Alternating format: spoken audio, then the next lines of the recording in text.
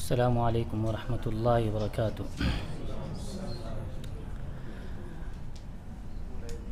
الحمد للہ رب العالمین والصلاة والسلام علی رسولہ الامین وعلی آلہ واصحابہ اجمعین ومن تبعہم بإحسان الی یوم الدین، اما بعد۔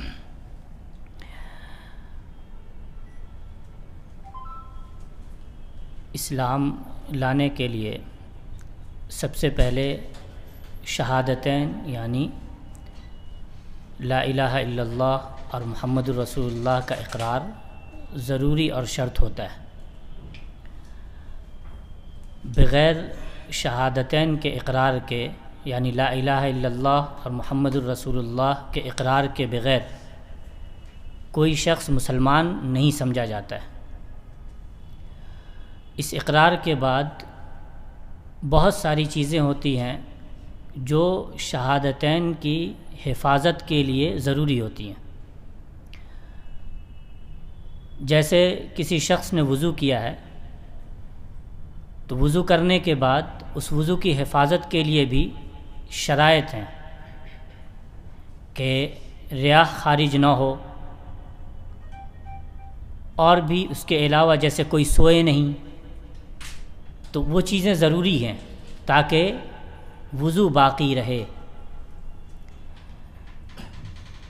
اسی طرح سے اسلام کی حفاظت کے لیے بہت ساری چیزیں ضروری ہیں کہ ان سے اجتناب کیا جائے، بچا جائے۔ اب بعض لوگ جب یہ سنتے ہیں کہ نواقض الاسلام، اسلام کو ختم کرنے والی چیزیں ہیں، جب یہ سنتے ہیں تو وہ سمجھتے ہیں کہ یہ لوگ مسلمانوں کو کافر بنانے کے لیے یہ کتاب پڑھتے اور پڑھاتے ہیں، یا بعض وہ لوگ جنہوں نے کتاب کو نہیں سمجھا وہ سمجھتے ہیں کہ اس کتاب کا مقصد صرف اور صرف مسلمانوں کو کافر بنانا ہے۔ دیکھیں، جس طرح سے علماء کا یہ کہنا کہ فلاں چیز نماز کو توڑ دیتی ہے، باطل کر دیتی ہے، اس بات کی دلیل نہیں ہے کہ آپ کی نماز کو صرف باطل کرنے کے لیے علماء نے وہ چیزیں گنوائی ہیں یا ذکر کی ہیں۔ اسی طرح سے اگر یہ کہا جائے کہ فلاں چیز یا کچھ چیزیں ایسی ہیں جو اسلام کو ختم کر دیتی ہیں، اسلام کو توڑ دیتی ہیں، اسلام کو باطل کر دیتی ہیں، تو اس کا یہ مطلب نہیں ہوتا ہے کہ صرف آپ کے اسلام کو ختم کرنے کے لیے وہ چیزیں بنائی گئی ہیں یا وہ چیزیں بتائی گئی ہیں۔ تو بالکل دونوں معاملہ ایک دوسرے کے جیسا ہے۔ جس طرح نماز کے لیے کچھ مبطلات ہیں، کچھ ایسی چیزیں ہیں جو نماز کو باطل کر دیتی ہیں، اسی طرح اسلام کے لیے بھی ہے۔ بیان کرنے کا مقصد یا اس کتاب کو لکھنے کا مقصد مسلمان کو کافر بنانا نہیں ہے، بلکہ مسلمان کو کافر بننے سے بچانا ہے۔ بہت سارے لوگ یہاں گمراہ ہوئے ہیں، غلط راستے پر گئے ہیں، انہوں نے اس کتاب سے صرف یہ فائدہ لیا ہے کہ سب کو کافر بناؤ۔ کتاب کا مقصد ہرگز یہ نہیں ہے۔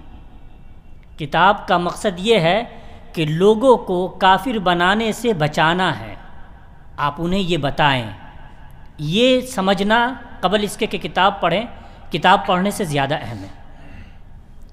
کتاب کا مقصد کیا ہے؟ لوگوں کو کافر بننے سے بچانے کا ایک طریقہ ہے، ایک قاعدہ ہے، ایک رول دینا ہے کہ دیکھو یہ سب چیزیں ہیں، الحمدللہ تم مسلمان ہو، تم نے کلمہ پڑھا ہے، بڑی اہم اور عظیم چیز ہے۔ اب میں یہ چاہتا ہوں کہ تمہارے اس اسلام پہ کوئی آنچ نہ آئے، تو تم یہ ان کاموں سے بچنا،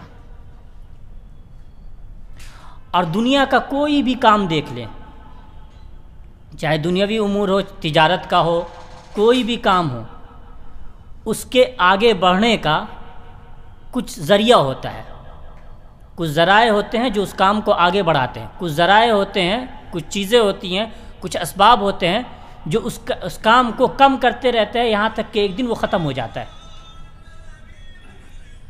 تو یہ ہر ایک معاملے میں، دنیاوی معاملے میں بھی ہے. وہاں ہم جب یہ قاعدہ یا اس رول کو اپلائی کرتے ہیں کہ نہیں، اگر کوئی ہمیں یہ بتا رہا ہے کہ ایسا کرنے سے آپ کی تجارت ختم ہو سکتی ہے، تو ہم اس سے یہ سمجھتے ہیں کہ وہ ہمارے لیے بہتر شخص ہے، نصیحت کر رہا ہے، اچھی بات بتا رہا ہے. دین میں بھی یہی سمجھنا ہے. تو اب آپ کو کتاب لکھے جانے کا ایک مقصد سمجھ میں آ گیا ہوگا. اب سوال یہ ہے کہ اس کتاب کو پڑھنے اور پڑھانے یا ان امور پہ گفتگو کی کیا ضرورت ہے، حاجت اور وجہ کیا ہے؟ جواب یہ ہے کہ شروع زمانے سے نبی اکرم صلی اللہ علیہ وسلم کے بعد جب صحابہ کرام رضی اللہ عنہم کا زمانہ آیا تو کچھ لوگ ایسے پیدا ہوئے جنہوں نے مسلمانوں کو کافر کہا. صحابہ کرام رضی اللہ عنہم پر بھی فتویٰ لگایا. ایسے لوگوں کو خوارج کہتے ہیں. انہوں نے صحابہ کی تکفیر کے لیے، انہیں کافر بنانے کے لیے نعوذ باللہ قرآن کی آیت سے استدلال کیا. اب بعض لوگ جب کہتے ہیں کہ آپ میری بات قرآن حدیث پر پیش کریں اور دیکھیں کہ کتنا غلط کتنا صحیح ہے، خوارج بھی یہ بات کہتے ہیں میری بات قرآن حدیث پر پیش کریں، دیکھیں کتنا غلط کتنا صحیح ہے. الا ماشاء اللہ کوئی گمراہ فرقہ ہوگا جو قرآن و حدیث کو نہیں مانتا ہوگا. چند ایک گمراہ فرقے ہیں. فرق کہاں پر ہوتا ہے؟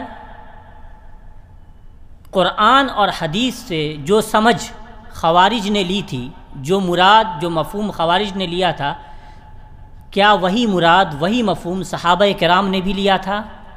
یہاں فرق سمجھ میں آتا ہے. تو صحابہ کرام رضی اللہ عنہم نے یہ ذکر کیا کہ نہیں، جو سمجھ آپ نے لی ہے وہ غلط ہے.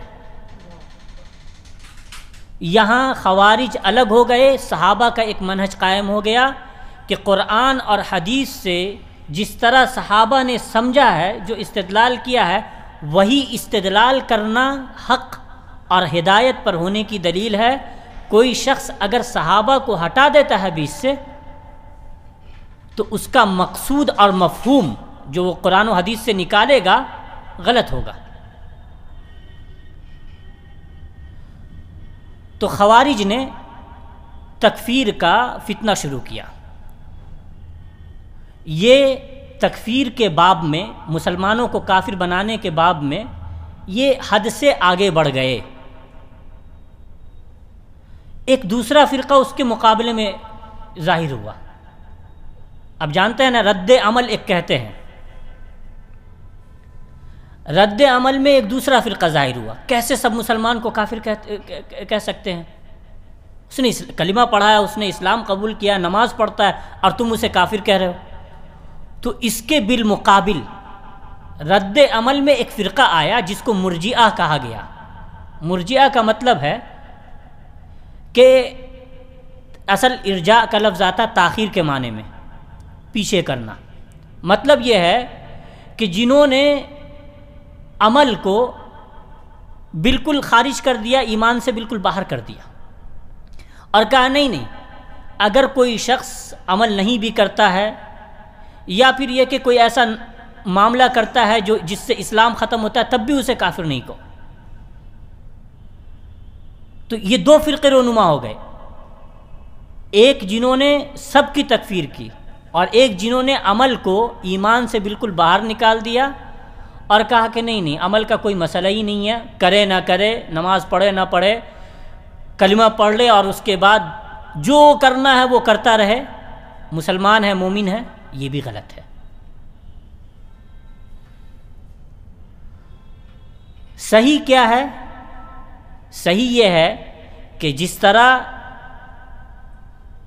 نماز کو بعض چیزیں توڑ دیتی ہیں، اسی طرح اسلام کو بھی بعض چیزیں توڑ دیتی ہیں، جن کو ہم نواقض کہتے ہیں نا کہ نواقض وضو کو توڑ دینے والی چیزیں، نواقض اسلام کو ختم کر دینے والی چیزیں بے شمار ہیں،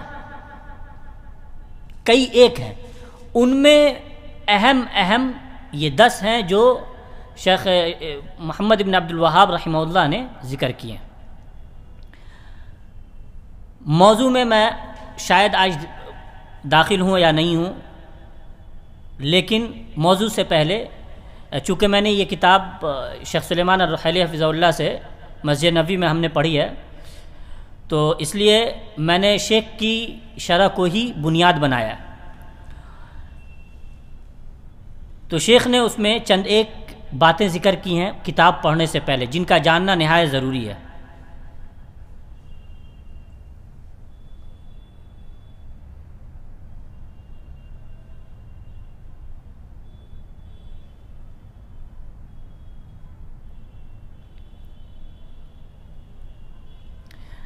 سب سے پہلے ایک قاعدہ ہے شریعت میں، اور یہ قاعدہ یاد رکھیں، بہت سارے مقامات پہ کام آتا ہے۔ کہتے ہیں اگر کوئی چیز یقین سے ثابت ہو جاتی ہے، یعنی کسی چیز کے بارے میں آپ کو یقین ہے کہ میں نے ایسا کیا ہے، یا یقین ہے کہ میں نے ایسا نہیں کیا ہے، کچھ دیر کے بعد آپ بھول گئے۔ کیا بھول گئے؟ اگر آپ کا یہ یقین ہے، یعنی آپ کو پتہ ہے کہ آپ نے کیا ہے، لیکن بھول یہ گئے کہ اس کو ختم کرنے والی چیز آئی ہے یا نہیں آئی ہے۔ مثال کے طور پر آپ نے وضو کیا، یقین، آپ گئے بازار میں، جو آپ کی ضرورت تھی آپ نے پوری کی، 2 گھنٹے 3 گھنٹے کے بعد آپ آئے، اب جب اذان ہوئی تو آپ کو یاد آیا کہ میں نے تو وضو کیا ہوا تھا مغرب کی نماز کے لیے، لیکن یہ یاد نہیں آ رہا ہے کہ وضو ٹوٹا ہے یا نہیں ٹوٹا ہے۔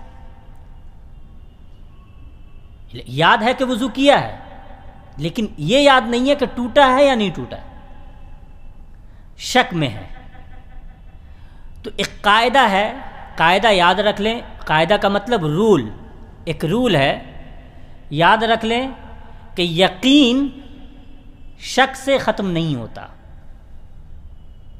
یقین شک کے ذریعے ختم نہیں ہوتا ہے۔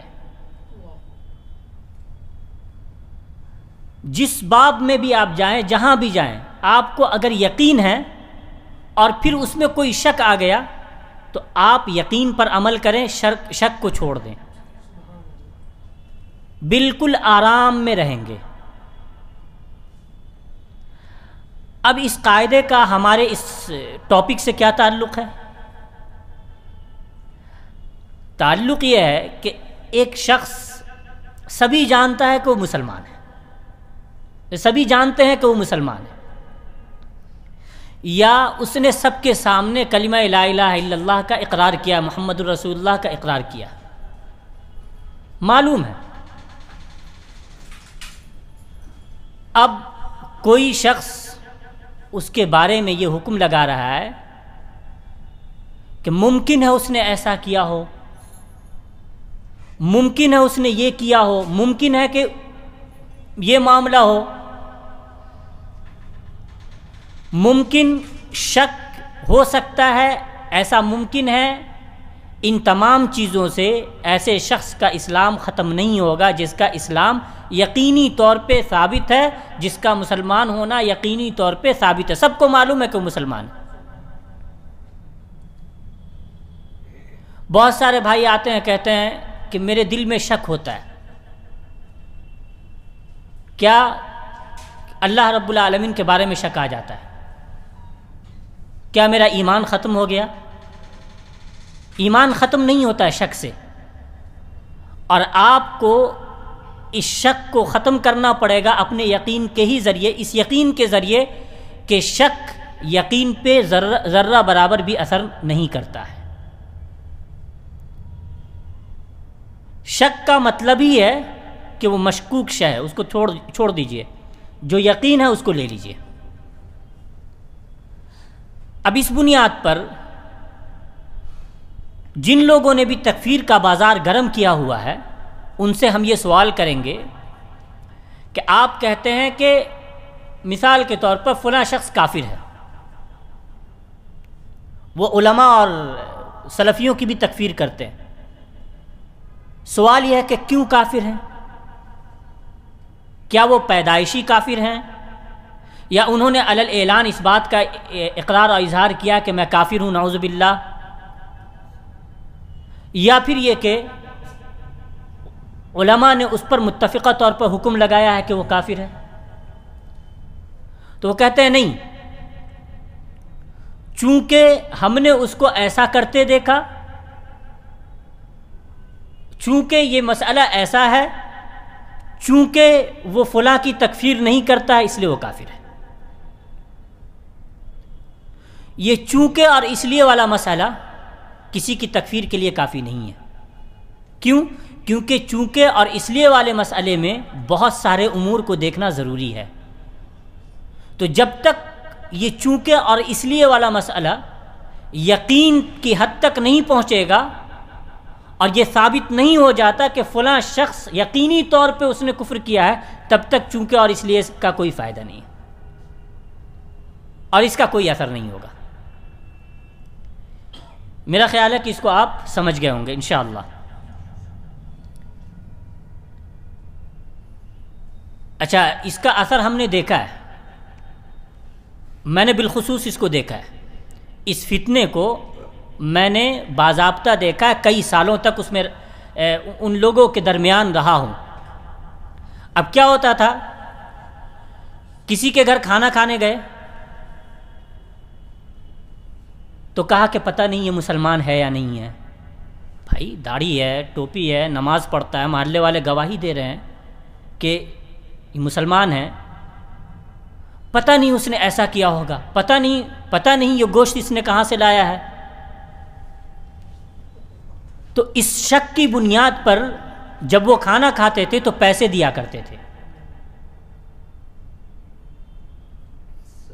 اسی طرح سے بعض لوگ ایسے بھی ہوتے تھے کہ اگر کسی کا جنازہ پیش کیا جاتا تھا تو نماز نہیں پڑھتے تھے، پتہ نہیں مسلمان کی حالت میں مرا ہے، یا پھر پتہ نہیں اس نے شرک کیا ہو، پتہ نہیں کفر کیا ہو، پتہ نہیں مسلمان نہیں رہا ہو۔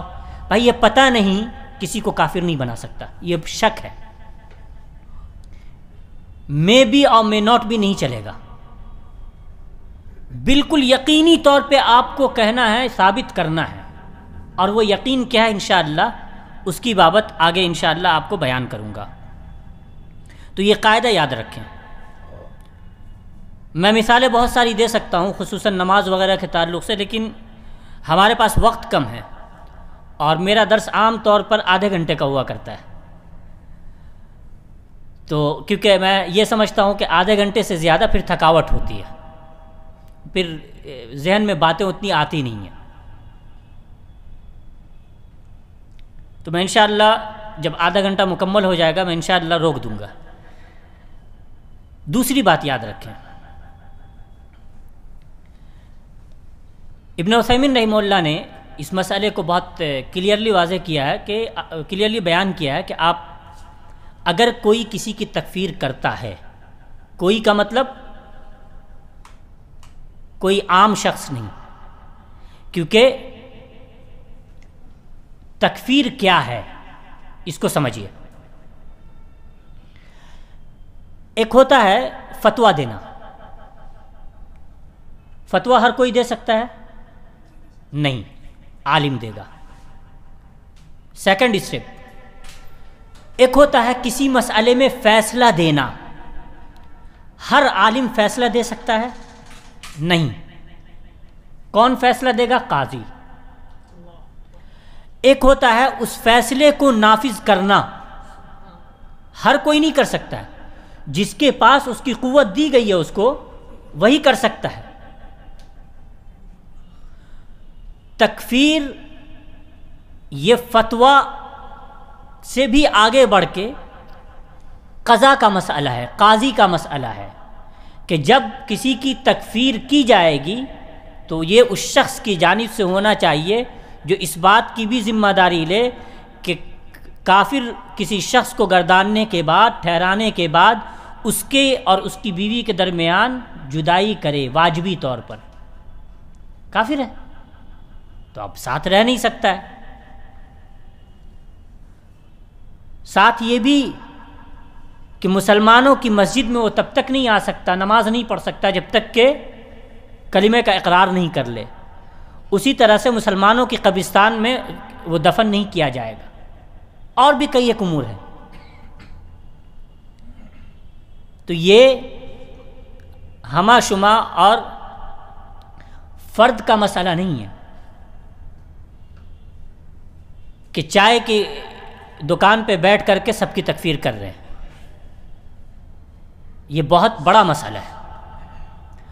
تو اب آئیے، تکفیر جو شخص بھی، یعنی قاضی ہو یا علماء ہوں، اگر کسی کی تکفیر کا حکم صادر کرتے ہیں، کسی کے کفر کا حکم صادر کرتے ہیں، تو شیخ ابن عثیمین رحمہ اللہ فرماتے ہیں کہ 4 چیزیں دیکھنا بہت ضروری ہیں۔ وہ 4 چیزیں کیا ہیں؟ پہلی بات، جس بنیاد پر، جس عمل کی وجہ سے، جس صفت کی وجہ سے، جس قول کی وجہ سے کسی کو کافر ٹھہرا رہے ہیں، وہ قول، وہ عمل، وہ صفت، وہ بنیاد، وہ سبب حقیقتاً کفر کا تقاضا کرتی ہوں۔ قرآن و حدیث کے دلائل سے یہ ثابت ہوتا ہو کہ وہ عمل، وہ قول کفر تک لے جاتا ہے۔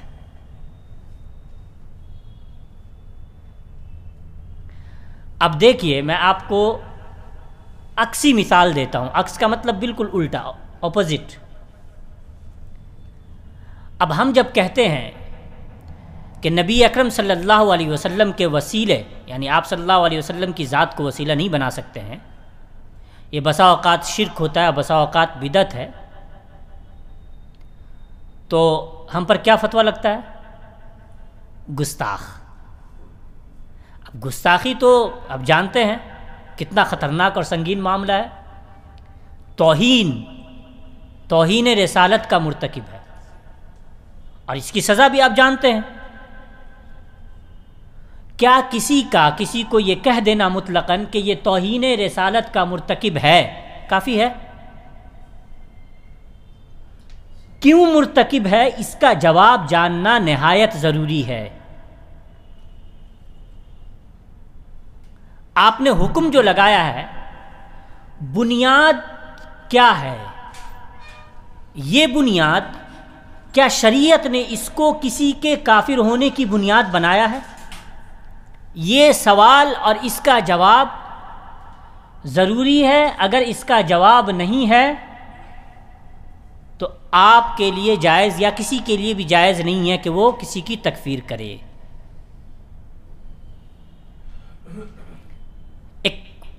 آج سے تقریباً کہہ لے 7-8 سال یا اس سے بھی زیادہ کا عرصہ لے لے، 7-8 سال بھی میں نے کم ہی کہا ہے، تقریباً یہ 2006-7 کی بات ہے، بنگال میں، بنگال سے لے کر پٹنہ تک تکفیر کا ایک بازار گرم تھا، ماحول بنا ہوا تھا۔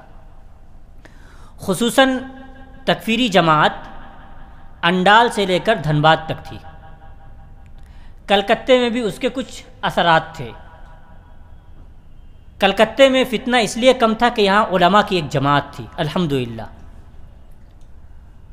لیکن اس ایریا میں، اس جگہ پہ، انڈال سے لے کر تقریباً دھنباد تک بہت کم علماء ایسے تھے جو راسخ فی العلم تھے۔ 4 سال تک اس فتنے کو میں نے جھیلا ہے۔ میرے پاس کچھ لوگ آئے، آسنسول میں تراویح کی نماز پڑھایا کرتا تھا، انہوں نے دیوبندیوں کی تکفیر کے مسئلے پر مجھ سے بات کی۔ میں کوئی عالم نہیں تھا، طالب علم تھا، ابھی ابتدائی درجات میں تھا، لیکن شیخ اشفاق سلفی، محمد اشفاق سلفی حفظہ اللہ کے دروس یا ان کے خطبات کی وجہ سے اتنا ضرور علم تھا کہ تکفیر آسان کام نہیں ہے. تو انہوں نے مجھ سے کہا کہ سوال کیا تھا، سوال دیکھیں کہ آپ دیوبندی کو کافر کہتے ہیں نہیں کہتے ہیں؟ سیدھا سا سوال. میں نے کہا کہ میں دیوبندی کی تکفیر نہیں کر سکتا. انہوں نے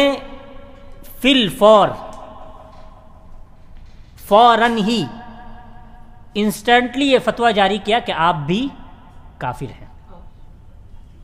اور ان کے یہاں ایک مجلس لگتی تھی، میں اس مجلس میں گیا تھا یہ دیکھنے کہ یہ کیا بولتے ہیں. آسنسول کا واقعہ. تو ان کا جو ہیڈ تھا اس سے پوچھا گیا کہ ذکی مدنی کے بارے میں کیا کہتے ہیں، جو شیخ ذکی مدنی صاحب ہے. کہا ارے وہ تو کافر ہے. اچھا معروف سلفی کے بارے میں کیا کہتے ہیں؟ تو ان کی زبان، ارے وہ تو بڑا کافر ہے. ایک ایک کے نام کے ذریعے وہ کہتے تھے فلاں کافر ہے، فلاں کافر ہے. اور یہ دوسروں کی سنی سنائی بات نہیں ہے، بیچ میں کوئی راوی نہیں ہے میرے، ڈائریکٹ میں نے سنا ہے. تو اس طرح سے کفر کا فتویٰ صادر ہوا کرتا تھا. کس بنیاد پر؟ کہ یہ دیوبندی کو کافر نہیں کہتے، حنفی کو کافر نہیں کہتے. کیوں ان کو کافر کہا جائے؟ بہت عجیب عجیب چیزیں لے کر کے آتے تھے جس سے ان کی تکفیر لازم نہیں آتی ہے. اور جب ہم ان کی تکفیر نہیں کرتے تھے تو ہم کو اس قاعدے کے تحت کہ وہ چونکہ ان کو کافر سمجھتے ہیں تو وہ کہتے تھے کہ ہم جس کو کافر سمجھتے ہیں اس کو آپ کافر نہیں سمجھتے ہیں، اور جو کافر کی تکفیر نہ کرے وہ بھی کافر.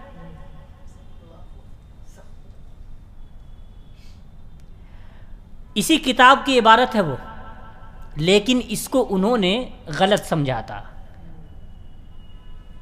تو اب آپ اس کو سمجھیں کہ یہ کتنا ضروری ہے سمجھنا کہ قول جس بنیاد پر تکفیر کی جانی ہے وہ بنیاد شریعت میں قرآن اور حدیث سے واضح واضح واضح دلیل ہو کہ یہ کفر والا عمل ہے.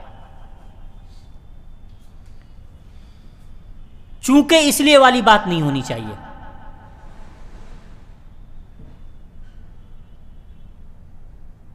تو اس کو سمجھنا نہایت ضروری ہے. دوسری بات،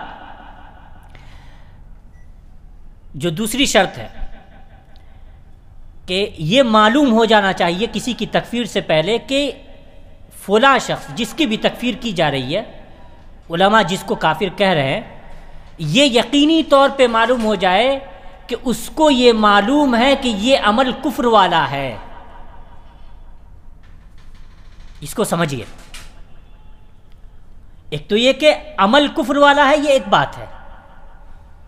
اب اس عمل کا تعلق ٹھہر رہا ہے ایک شخص کے ساتھ،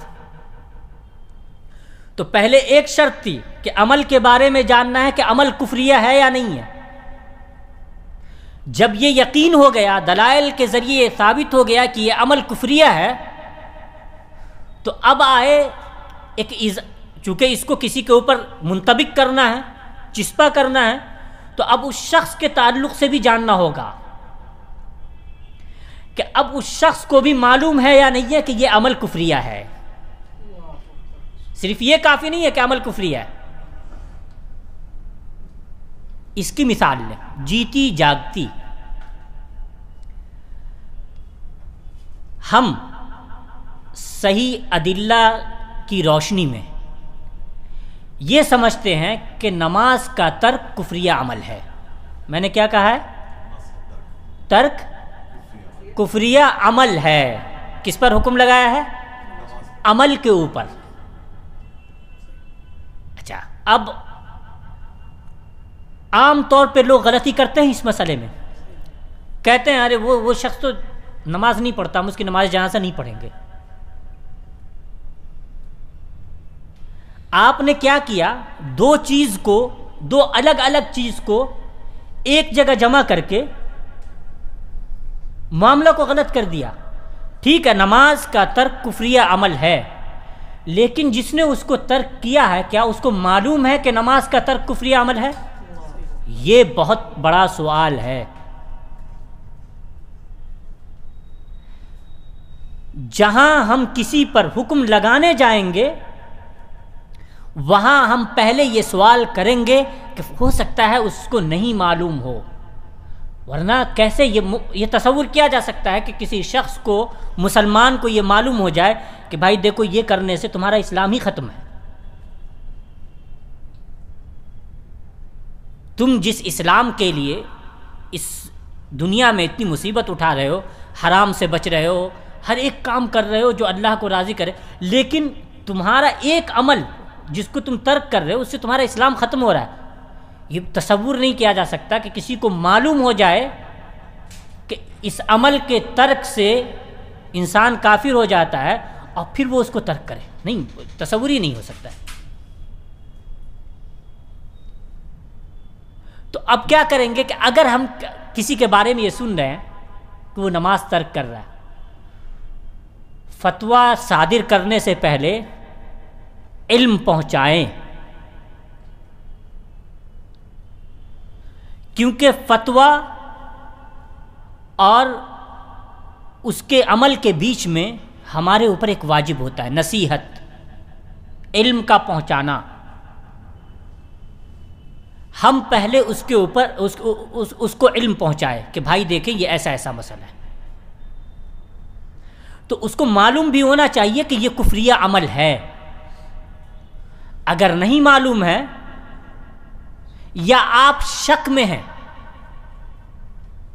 پتہ نہیں معلوم ہے یا نہیں ہے، اور بعض لوگ اپنے آپ کو الگ سے دلیل دیتے ہیں، ارے اتنا معروف معاملہ ہے، اتنی مشہور بات ہے، معلوم نہیں ہوگی۔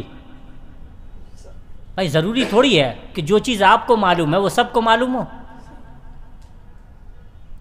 آپ سعودی عرب کے ماحول میں جائیں، وہاں چھوٹی سے چھوٹی بات، یا کہہ لیں کہ جسے لوگ یہاں بہت معمولی سمجھتے ہیں، تصور میں بھی نہیں آ سکتا کہ یہ شرک ہے، وہاں عام ٹیکسی ڈرائیور کو معلوم ہوتا ہے یہ شرک ہے۔ ماحول ہے، لیکن اگر ہم اس بنیاد پر یہاں پر حکم لگاتے رہیں تو پھر تو شاید ہی کوئی بچے گا۔ تو اس لیے حکم لگانے سے پہلے اسے خبر پہنچائیں، یہ آپ کے اوپر واجب ہے۔ ابھی بھی مکمل نہیں ہوا ہے، ابھی آپ ایسا نہیں ہے خبر پہنچانے کے بعد جھٹ سے آئے اور آپ نے کہہ دیا کہ میں نے تو بتا دیا ہے۔ آپ کا بتانا کافی نہیں ہے، اس کے بعد ایک اور بات، ایک اور رکاوٹ ہے، ایک اور شرط ہے، مطلب اتنا آسان کام نہیں ہے۔ کہا کہ بلوغ الحجہ، کہ اس تک نہیں، یہ اس سے پہلے والی بات تھی بلوغ الحجہ، کہ اس تک یہ خبر پہنچ جائے۔ تیسری بات ہے کہ یہ معلوم ہونا چاہیے کہ جس پر حکم لگایا جا رہا ہے اس نے اس عمل کو انجام بھی دیا ہے۔ جیسے اب کسی پر کوئی حکم لگائے کہ وہ توہین رسالت کا مرتکب ہوا ہے، تو قبل اس کے کہ اس پر کوئی حکم صادر کرے، معلوم ہونا چاہیے کہ اس نے حقیقتاً وہ کام کیا ہے یا نہیں کیا ہے۔ لوگ کیا کرتے ہیں، جہاں شور مچا، بغیر تحقیق کے، بغیر پوچھے ہوئے، بغیر یہ جانے ہوئے کہ وہ عمل حقیقتاً اس سے صادر ہوا ہے یا نہیں ہوا ہے، اور اگر ہوا ہے تو کیا عمل، کون سا عمل صادر ہوا ہے، پھر یہ کہ وہ عمل کفریہ ہے یا نہیں ہے، توہین رسالت والا ہے یا نہیں ہے، یہ جانے بغیر جا کر کے اسے ختم کرتے ہیں۔ تو جہاں عمل کے بارے میں جاننا ضروری ہے کہ عمل کفریہ ہے یا نہیں ہے، جہاں یہ جاننا ضروری ہے کہ اس شخص سے یہ عمل صادر ہوا ہے یا نہیں ہوا ہے، اس نے کیا ہے یا نہیں کیا ہے، اور جہاں یہ ضروری ہے کہ اس تک خبر پہنچائیں کہ دیکھیں یہ کفریہ عمل ہے، یہ غلط عمل ہے، اس سے کفر لازم آتا ہے، وہاں ایک اور شرط ہے کہ جو تکفیر، کسی کی تکفیر سے روکنے والی چیزیں ہیں، جیسے تکفیر سے روکنے والی چیزیں کیا کیا ہیں، کئی ایک ہے جن میں آپ کو صرف ایک بتاتا ہوں۔ اب آپ نے خبر بھی پہنچا دی، یا اس سے پہلے ہم شروع سے آتے ہیں کہ اس نے ایسی بات کہی جو کفریہ ہے، جس سے انسان دین سے نکل جاتا ہے، اور یہ ثابت ہو گیا کہ اس نے یہ بات حقیقتاً کہی ہے۔ اس کے بعد آپ نے جا کر کے اسے سمجھا بھی دیا کہ یہ بات کفریہ ہے، تو اب یہ نہ کہیں کہ ہم نے سب کچھ کر دیا ہے اب اس کی تکفیر کرتا ہوں، نہیں، بلکہ اس کو آپ کی یہ دلیل اور یہ وضاحت سمجھ میں آ گئی ہو، یہ علم اس تک پہنچ گیا ہو، اسے سمجھ میں آ گیا ہو کہ یہ کفریہ عمل ہے۔ مثال کے طور پر نماز کا ترک کرنا۔ اب نماز کا ترک کرنا ضروری نہیں ہے کہ ہر کوئی اس کو مانے کہ نماز کا ترک کرنا کفریہ عمل ہے، کیونکہ بعض علماء نے اختلاف بھی کیا ہے اور اچھے علماء نے اختلاف کیا ہے۔ اب اگر کسی شخص کو آپ کی دلیل سے اطمینان نہیں ہے تو کیا آپ اپنی سمجھ کے اعتبار سے اس پہ کفر کا فتویٰ لگائیں گے؟ نہیں کر سکتے۔ یا کوئی دوسرا مسئلہ ہے، آپ گئے، آپ نے سمجھایا کہ دیکھیں یہ کفر والا عمل ہے، دلائل دیے، لیکن اس شخص کو سمجھ میں نہیں آیا، یا آپ کی وضاحت اتنی نہیں ہے، اتنی اچھی نہیں ہے کہ اس کو سمجھ میں آ سکے۔ اب ہر کوئی شخص بیان کرنے میں اتنی قدرت تو نہیں رکھتا کہ ہر کسی کو سمجھا سکے، یا اگر کوئی بہت اچھا بھی سمجھانے والا ہے پھر بھی وہ ہر کسی کو سمجھانے پر قادر نہیں ہو سکتا ہے۔ تو یہ جاننا ضروری ہے کہ یہ بات اس کو سمجھ میں آ گئی ہے۔ اگر اس کو سمجھ میں نہیں آئی ہے تب بھی آپ اس کی تکفیر نہیں کر سکتے۔ اور یہ بہت ٹف مسئلہ ہے کہ آپ کو پتہ چلے کہ اسے بات سمجھ میں آئی ہے یا نہیں آئی ہے۔ گویا تکفیر نہایت مشکل مسئلہ ہے، اور اسی مشکل کی وجہ سے امام احمد رحمہ اللہ کہا کرتے تھے کہ یہ جو قرآن کو مخلوق کہنے کا مسئلہ ہے، گمراہ فرقوں نے کہا قرآن مخلوق ہے، اور صحیح یہ ہے کہ قرآن مخلوق نہیں ہے، اللہ کی صفت ہے، کلام اللہ ہے، اور جو چیزیں اللہ کی صفات میں شمار کی جاتی ہیں وہ مخلوق نہیں ہیں۔ تو قرآن کلام اللہ ہے، مخلوق نہیں ہے۔ گمراہ فرقوں نے کہا قرآن اللہ کی مخلوق ہے۔ اس سے کیا لازم آتا ہے پتہ ہے؟ اس سے یہ لازم آتا ہے کہ نعوذ باللہ اللہ رب العالمین کی جو بعض چیزیں ہیں وہ مخلوق بھی ہیں، یعنی جو اللہ سے ریلیٹڈ چیز ہے، صفت الہی بعض نعوذ باللہ مخلوق ہے۔ تو کیا اللہ کی بعض صفات مخلوق ہو سکتی ہیں؟ نہیں ہو سکتی، غلط ہے۔ تو امام احمد رحمہ اللہ یہ کہا کرتے تھے کہ اگر میں یہ کہتا تو میں کافر ہو جاتا، لیکن میں ایسا کہنے والوں کو کافر نہیں کہتا ہوں۔ جہاں تک مجھے یاد آتا ہے یہ امام احمد رحمہ اللہ کا ہی فرمان ہے، لیکن سلف کا ہی قول ہے کہ اگر میں کہتا تو میں کافر ہو جاتا، کیونکہ مجھے معلوم ہے، میں سب کچھ جان رہا ہوں، لیکن مجھے یہ نہیں پتا کہ اس کو ڈاؤٹ کلیئر ہوا یا نہیں ہوا ہے۔ ڈاؤٹ کلیئر ہونا یہ آپ کو شک میں اور ڈاؤٹ میں ڈالتا ہے، اس لیے آپ اتنی جلدی آگے نہیں بڑھے۔ کیوں نہیں بڑھے؟ آخری بات ہے، کیونکہ نبی اکرم صلی اللہ علیہ وسلم نے فرمایا کہ جس نے اپنے بھائی کو یہ کہا کافر، اے کافر، تو دونوں میں سے کوئی ایک لازماً کافر ہو گیا، یا تو جس کو کہا گیا ہے وہ، یا جس نے کہا ہے وہ۔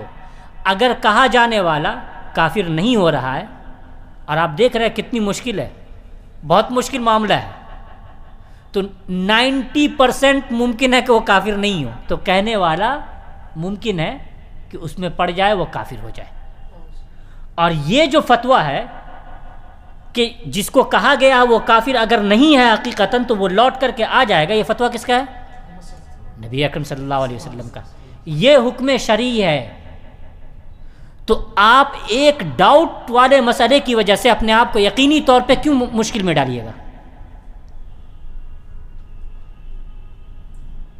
تو اس لیے تکفیر کا مسئلہ ایزی نہیں ہے، اس لیے کتاب ابھی شروع نہیں ہوئی ہے۔ کتاب شروع کرنے سے پہلے یہ مناسب میں نے سمجھا کہ کتاب کے بارے میں بتا دوں کہ یہ تکفیر کرنے کے لیے نہیں ہے، یہ لوگوں کو کافر ہونے سے بچانے کے لیے ہے، اور انہیں یہ بتانے کے لیے ہے کہ آپ یہ نہ کریں، کیونکہ اس سے آپ کا اسلام خطرے میں پڑتا ہے۔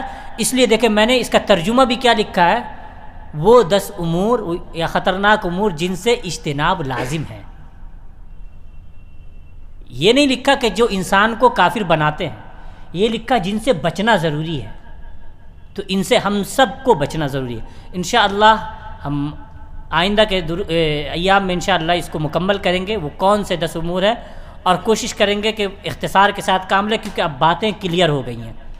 تو باتیں بس وہی ہیں جو آپ نے علماء سے سن لی ہیں، اور انشاءاللہ ہم اب اختصار کے ساتھ اس کو ذکر کریں گے۔ اللہ رب العالمین ہم تمام لوگوں کے ایمان کی حفاظت فرمائے۔ اللہ رب العالمین ہمارے ایمان کو نواقض اور نواقص دونوں سے بچائے، آمین۔ وآخر دعوانا الحمدللہ رب العالمین، والسلام علیکم ورحمۃ اللہ وبرکاتہ۔